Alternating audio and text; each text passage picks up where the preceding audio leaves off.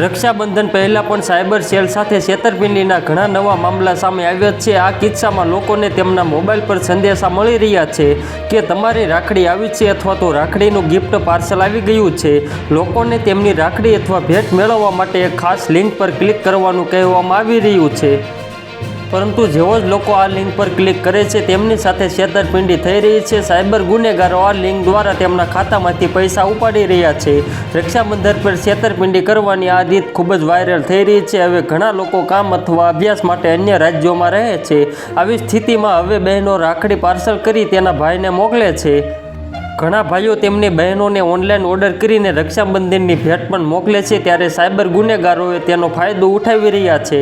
લોકોને તેમના મોબાઈલ પર મેસેજ આવે છે કે તમારી રાખડી કે તમારા ભાઈએ મોકલેલી ભેટ આવી ગઈ છે, તેની ડિલિવરી માટે આપેલા લિંક પર ક્લિક કરો, પરંતુ તમારે આ બિલકુલ કરવાની જરૂર નથી।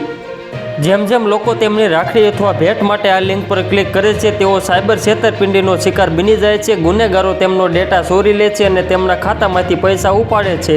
ઘણી વખત ભેટો પહોંચાડવા માટે કોલ પર OTP પૂછવામાં આવે છે, ત્યારે જો તમને પણ આવો કોઈ કોલ કે મેસેજ આવે તો સમજી જાજો કે આ એક સ્કેમ છે।